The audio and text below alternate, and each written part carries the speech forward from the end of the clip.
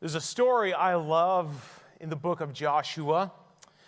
I read it on the first Sunday of every year, so you may be expecting me to talk about this, but I love this story because it's a reminder to the people of God to take a moment and to remember what God has done for you in your community in the time that has passed. The situation is such, the people of God have been liberated from slavery for 40 years, and they are about to enter into the promised land.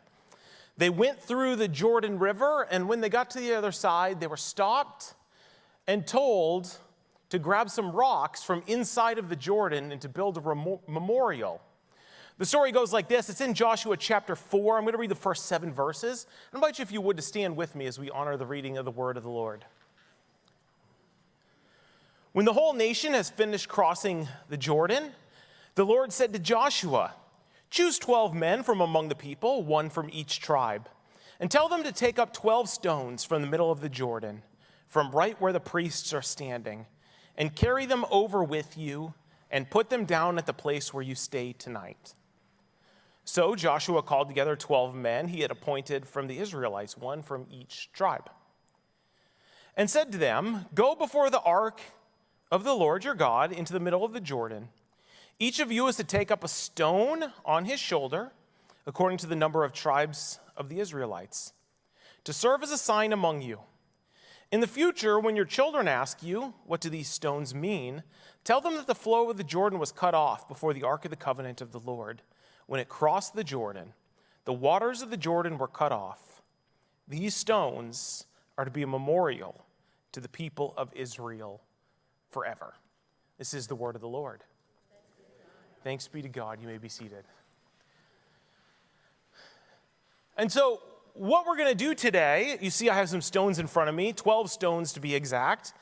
And we are going to remember 12 things that God has done amongst us in the year past. These are not a top 12 list. It's not exhaustive. It's not necessarily the best things. You might have things that you remember that you were more meaningful to you, but there are 12 things that are pretty significant and pretty awesome and worth celebrating. God has been active in our community, in our church, and has been driving people to leadership and to service. And we have seen stewardship increase and all sorts of things that are really exciting. So we're going to take a little bit to celebrate and to remember what God has done amongst us with these 12 stones, like what happens in the book of Joshua.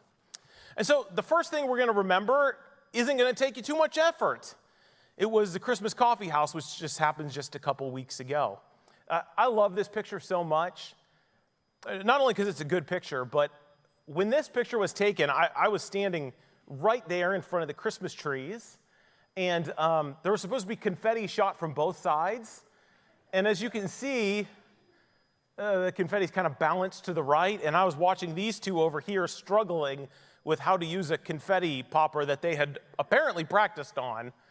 So the picture is almost amazing, and instead it's just kind of imbalanced, but it is what it is.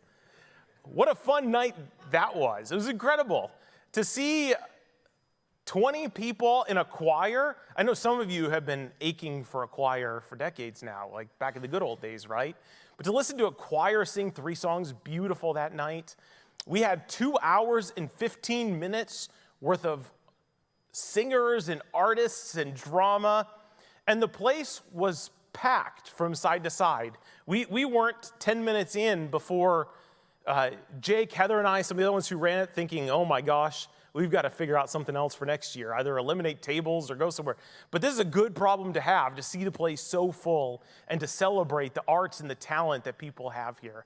It was a wonderful and beautiful night. I hope you were able to make it. If you weren't, you should definitely check it out next year. It is such a great celebration of Christmas time and a celebration of the gifts that God has given so many of us. So remembering the Christmas Coffee House is going to be our first stone. And then I'm just going to build a pile like they did in this story, where we look and it'll be out for a couple of weeks, and when you see it, just remember how good God has been to us as a community. The second thing that happened this year is we started a Serve Day, which is maybe something the church had done before, but after a couple of years of pandemic, it was good to start being able to get involved in community places. Now, for example, we have served multiple community places through the pandemic, but we weren't able to send groups to places to get off campus. We've done things like host blood drives and cook for the homeless, all sorts of things like that to help people during the pandemic. But this fall, we got groups together and went to 3 separate places off campus just to serve for the day. We partnered with Be More Caring, Foster the Families, and Baltimore Children's Home, and sent people of all generations to these different places to serve for hours, and then came back together and had a meal together. And that day we had almost 100 people volunteering to go out and to serve the community. And it was a wonderful time, and it was so exciting to see people with such a heart and passion to serve as well. And so Serve Day is going to be our second stone of what God has done amongst us in this last year. The third is the restarting of Trunk or Treat. Oh, a little bit of excitement. That's good. All right, I like it. It was really exciting to do Trunk or Treat again. Now, if you've been around here for a while, you know that this has been an event that has happened for a long, long time at Crossroads, but it had not happened the last 2 years. And so we had something between 20 and 25 trunks. We had over 100 volunteers putting in time to help serve that day. We had 400 children register, and that's just those that registered and not just those that, snuck under and got some candy, right? It's all good. I had a member of Crossroads who's a teacher at one of the local schools tell me that she had just come from her school and she saw a lot of the kids from the community at her school had come over here also afterwards. And so it was a great sign, a great story to tell us that once again we were opening ourselves well and in the right places for the community to start engaging with us again and to use our building and our space and our land as a place to be a safe space for the community, for people to come and to encounter us and hopefully to encounter the goodness of God through us as well. And it was so great seeing so many people volunteering and coming together.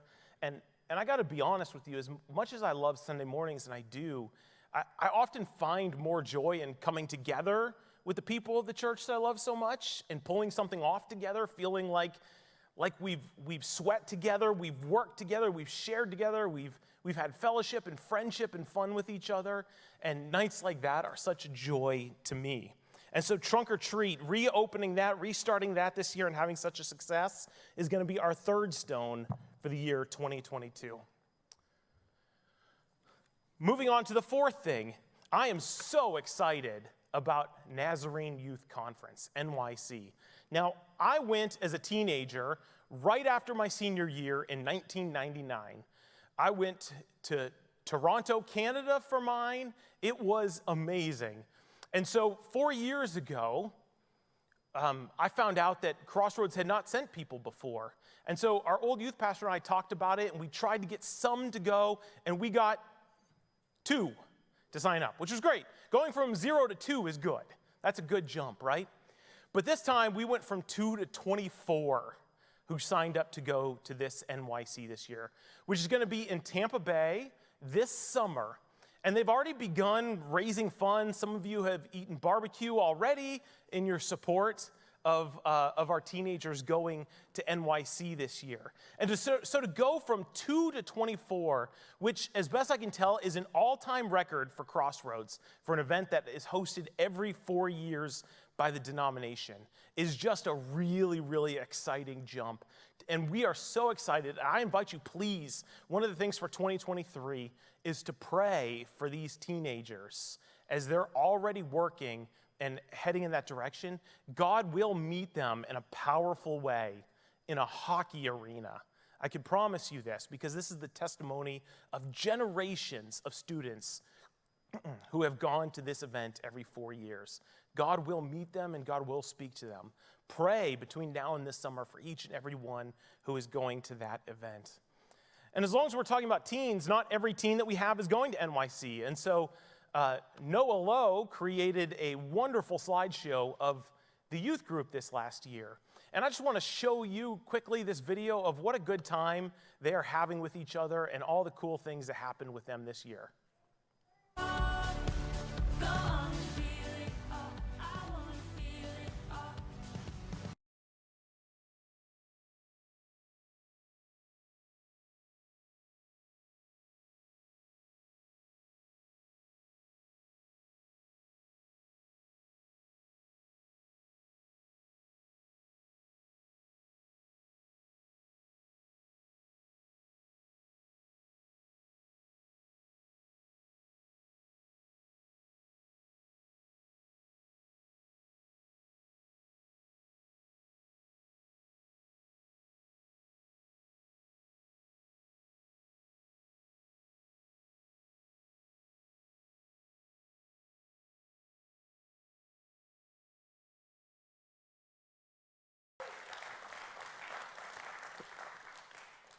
We really have an incredible bunch of students at our church. And if you haven't taken the chance to meet them or get to know some of them, you really, really ought to. They are really, really just the best. So that's our fourth rock, celebrating what teens have done and what's coming in this next year with NYC. Our fifth is that we met our budgets. Now, here's the thing. That may not sound very sexy to you. I get that.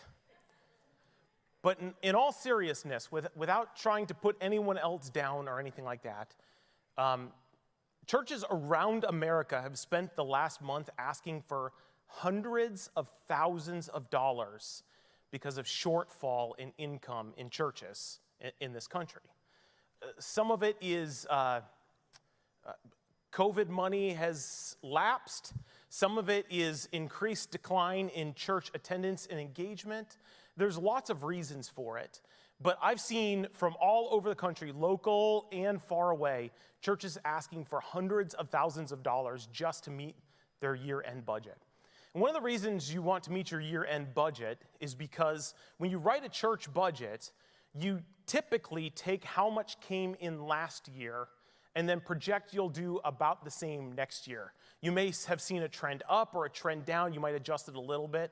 But if you typically run a $1.2 million budget, you don't plan to spend $1.7 million next year as if it's just going to magically appear out of the air. If you run a $1.2 million budget and last year only brought in $900,000, you probably ought to budget for next year at $900,000, right? Not expecting that you're going to find $300,000 magically reappear. And so we've been working with the church board and the finance team to figure out how we're going to move forward. And while all sorts of churches are struggling to ask these questions, we brought the same amount of money in that we have pretty much every year since I've been here. It's been consistent along the way. And so, first of all, I want to just say to you all, thank you. Thank you so much for your trust in the church. Thank you so much for being stewards of resources in your own life that help fund the mission of our church. And so because of your stewardship, because of God's blessing, last year we celebrated becoming debt-free as a church. We've paid off every last cent of debt that we have. We are completely debt-free. And so in this last year, we have started strategizing for new ministries, new connections. We're imagining how to spend moving forward that is missional in our community, trying to transform our budget. We also did things like increased the amount of money going to children's ministry, which is significant because you may have noticed prices have gone up. Oh, maybe you didn't notice. Good for you. I'm so glad that didn't affect your pocketbook. But when prices are going up at the grocery store and the gas tank, that affects issues like curriculum and toys and cleaning supplies and all sorts of stuff to run children's ministry, right? So we've started tracking up our ministry budgets for age-appropriate ministries. We also this year gave our first cost of living raise to the entire pastoral staff in 5 years, right? And so that's really exciting that we've been able to help our pastors make sure that in their own lives, they can keep up with the raising costs that are happening as well. And so this is all stuff that happens way, way, way behind the scenes, and I get that. But I want to make sure you know that you have been the most incredible church, the most faithful church, that God has blessed us because of your trust in the church. And we have been forward-facing, vision-imagining, rather than being stuck in the end of the year trying to raise the last bit of money to make sure we can keep going forward. So because of you, you've freed us to turn to the future and to begin to imagine where God is leading us rather than focusing on just getting through the end of this year.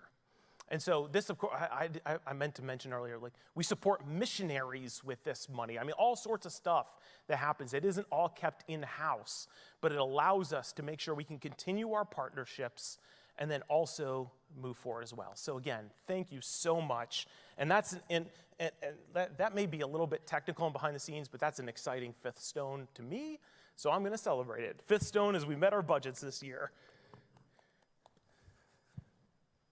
Number 6 is VBS.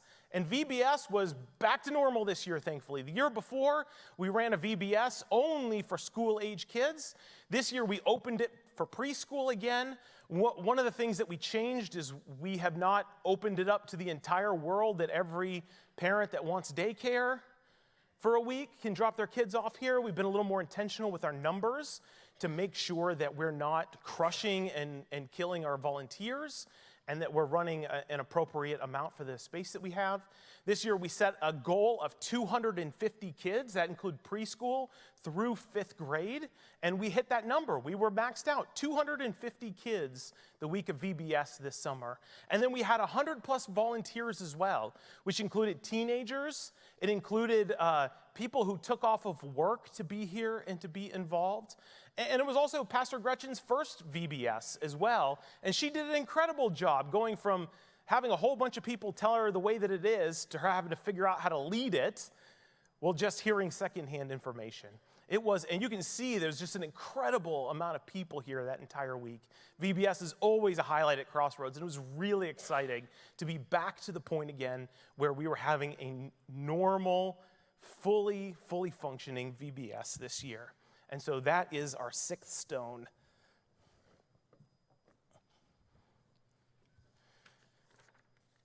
Number 7 is we started a pattern of reset night.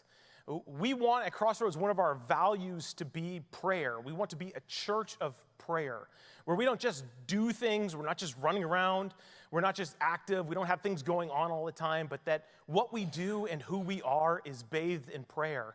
And one of the ways we decided to do that is to have a quarterly Sunday night worship experience where we just focused on prayer and worship. We would have meals starting this year. We can come, you could bring your family, we could eat together and share time around the table, getting to know one another. And then we would come for an hour to sing and to pray, to have a short lesson, a guiding lesson for us as well, to help drive us back to being a community of prayer, which is vital, I think, for the church. And so seeing that take off and grow in momentum and numbers to the point where we were in the hundreds the last few that we had, seeing people just come together to worship and pray was powerful. And we have one coming up in February this year. If you've not been to one before, I really recommend it. It's a powerful night and a great opportunity to be guided in prayer. I don't know if you're like me, but to just go into a dark, quiet room and to try to pray, I get distracted. Distraction is easy for me. And so being in a place where prayer is guided, it helps keep me focused on being a person of prayer. And so communal gatherings of prayer and worship like that are really important for me, really helpful in my own personal spiritual development. And I wonder if you might find the same. And so seeing the momentum of Reset Night this year is our 7th rock. Our 8th rock is celebrating new leadership through the church. This year we had a lot of people step up and take new roles in the church. Now, this is not every person who leads all the way through, but these are some of our major ministries and some people who started leading in the last year. Barbara Roberts has started running Project Hope. She was instrumental in our Serve Day. Patty Hewitt took over missions, and she's working with us to imagine serving the community locally with our missions and making partnerships there. Crossroads Moms was taken over by Leslie Stark. Celebrate Recovery was taken over by Dawn Stout and a group of leaders around her as well. Our youth pastor, Jen Willard, showed up literally 1 year ago today, I think, right? Happy 1 year anniversary. Yeah. Pastor Gretchen was here last Christmas, but she really took off and took over this year. And then also, we hired part-time Noah Lowe to do social media, photo, and video. Oh, Noah gets the biggest applause of the night. Congratulations, Noah. It's really great. I've actually had pastors text me and ask how we got our social media to be so good. Seriously. Like, wow, it's incredible. How are you doing that? And I wish I had like a 3-point plan. Like, here's what you do to become great at social media. But my answer is, you can't have Noah. That's the only answer I really have. He has helped us so much in taking our front-facing, our front door ministries of showing ourselves on social media to the community and people around us to the absolute next level. So thank you so much. And to each and every one of you, I mean, just incredible leadership. And it's great to see that God is raising up leaders in our community as well, and seeing just incredible, incredible people taking the next step with what God has for them and for us. And then also, I should say as well that this last summer, I took a sabbatical, and so our pastoral staff preached through the summer. And I got so much incredible feedback from the community about how gifted our pastoral staff is in terms of communicating and preaching. And I am thankful to be a part of a church with such incredibly talented pastors and people here as well. And so I want to thank those who stepped up. Jake Roberts, Gretchen Hand, Jen Willard, Nan Jeffries, Liz Powers, and Austin Lash all preached at least once this summer.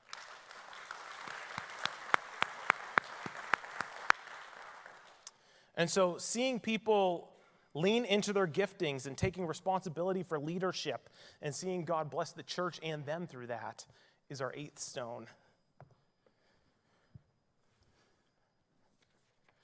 Our 9th stone is intergenerational events. Now, this is, again, another one of the things that we value here. I love that picture of Nan. Isn't that fantastic? It's absolutely my favorite picture of the entire year. This last year, we've been very intentional about scheduling moments for our 55 plus to come together with younger people in our church. In June, we had our preschoolers and their parents have a lunch with folks from 55 and plus. So they got together in here and played games and had meal together.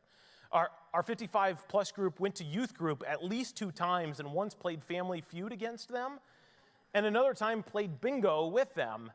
And it was incredible to see just how welcome each group was to each other. The teens seemed to enjoy having our more advanced aged people. And then our more advanced aged people seem to really enjoy being around our teenagers as well.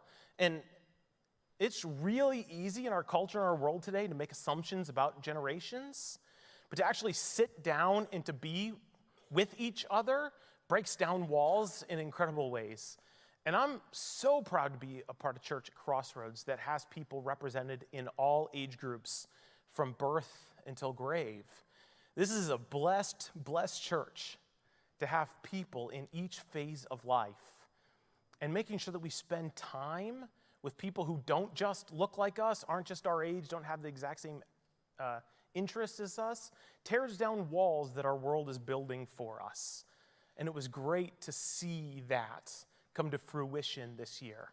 And so celebrating the intergenerationalness of our church and being together is our 9th stone.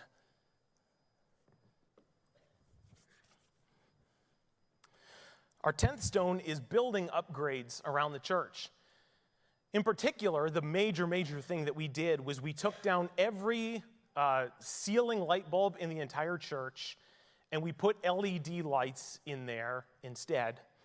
Now, that was a very expensive project that we paid nothing for because one of our board members got a grant through BGE to change this in our entire church. What we needed was help. And across 2 Saturdays, we had 78 volunteers on one and 38 volunteers on the other to, as you can see, climb up on ladders, to create people who are runners and passing and assembly line and all of that sort of stuff, to change the lights in the entire building. We have seen, depending on how busy the month has been, a decrease of $800 to $1,300 a month in electricity bills because of this. And it's great to see people coming together to work, to sweat, to share with each other. The people who are here said they had fun with each other, I think, for the most part. No one complained to me, so I only heard about the fun. So I'll just trust that that was the case. There was pizza. Yeah, there you go. I'm always happy when there's pizza. We also did things in our building like increasing our audiovisual capacity. We've changed signage. We've added signs around the building, trying to make it more visitor friendly so that the first time you walk into a new building, if you don't know the building, it can be confusing. And so we're trying to take down barriers for visitors and new people so that they can quickly feel integrated and safe in our place. It's just been an incredible amount of behind-the-scenes stuff that is done. And just we continue to take next steps in modernizing our building, which every building, when it gets to the point that our building is, like that side is 50 years old and this side is 20 years old. If you're not out in front of maintenance, things can go bad quickly and problems can become expensive. And instead, we have been very proactive of trying to update and keep our building in good shape. And it's been really exciting to see what God has done this year in helping us do that without massive cost outlays to us as well. And so that is our 10th stone, building upgrades at Crossroads this last year. Our 11th stone is the women's retreat. The first time since 2019 that our ladies were able to get off campus for their retreat with each other. And in a year still where not everyone was ready to go stay in a hotel, we hosted 79 women at women's retreat in York, Pennsylvania. 79 women. And this year, Pastor Gretchen and Pastor Jen were our speakers, which was really, really exciting since they're both ladies in their first year here. It was a good opportunity for them to get to know the ladies of our church and for the ladies to get to know them, especially if they're not involved in teens or kids ministry, to hear their heart and their call. The theme was Let Your Light Shine, and a great time was had. If you've not been to the ladies' retreat before and you are a lady, I recommend signing up for the next one that comes. And so the women's retreat, getting going again and having such a successful time, is our 11th stone this year. And then finally, our 12th stone is adding a new prayer room to our building. And I'm very excited about this because our building is multi-purpose. We are constantly breaking down, tearing down, moving, setting up. Every building, or every room has more than one purpose in this place, more or less. And so before the pandemic, like in 2019, I started thinking one of the things that bothered me about our building was there was nothing that was just holy space. There was no place where people could come on a lunch break and pray. And places where I'd been before that had dedicated sanctuary and holy space, I would see people come in before or after work during lunch breaks and just pray at the altar when they were struggling. And because everything was always moving and shifting, there was no place that was like that here. And so in room, what used to be 108, if you don't know where that is, people still say to me, oh, it's in room whatever, like that means anything to me. So I imagine you struggle to remember what the numbers are as well, because I struggle. If you were to head up the hallway here, out our back, and then turn right, go past the elevator and then turn right again, that's room 108. And we have dedicated that full time to be holy space. And what you see here in this picture is we are hanging names and trees in the middle of people that were praying would be saved. And so you can go there at any time and just pray for names that are on there, that God would bring salvation into their lives. A lot of parents have named just their children, 6 years old, 13 years old, that God would save them. Others have named long-lost relatives or friends who are in deep, deep struggle at this point in their life. There's also guided places around the room where you can interact, and that changes every month or two. And our leaders in that room are trying to integrate it with even sermon series so that there's some cohesion between what we're doing in here with what's happening in that room the rest of the week. When the church is open, that room is open. And so if you ever wanted to come and pray or do devotions or just have a holy, quiet time, please come and use that room. It is there for you. You can use it between services, before, after service, whatever. But I'm excited to have dedicated, full-time, nothing else happens in that room but holy prayer space where you can have time with God, separate and away from the rest of the world, There's guidance in there for things to do so you don't just have to figure it out on your own, but you can walk through the room from station to station and be given prompts to pray and to think and to read Scripture. And so I'm really excited about seeing what God will do with this room coming forward, and so excited that it's already begun in this year. And so that is our 12th stone. God has done some incredible things this year, and it's always good to stop, to reflect, and to remember what God has done. Because if we're always forward-facing, we're always facing challenges and always desperate for God to do something. But to look back every once in a while and to celebrate what God has done and to remember that God has been present and God has been active is so vital for us to be a Christian of thanksgiving, but then also one of confidence facing the next challenge that is to come as well. Remembering what God has done gives us courage. It gives us vision for what's next as well. And so I invite you to spend some time in thanksgiving for what God has done, and also to begin to anticipate and pray for what God will do in our own personal lives, our families, also at Crossroads. So as we close out today, we've got one more video, just a slideshow of things that have happened, some in the things named, but other events and moments that have happened throughout the year. It's about 2 minutes long, and really this is going to be our closer today. So I invite you to watch this, take this in, and enjoy remembering what has happened at Crossroads in the last year.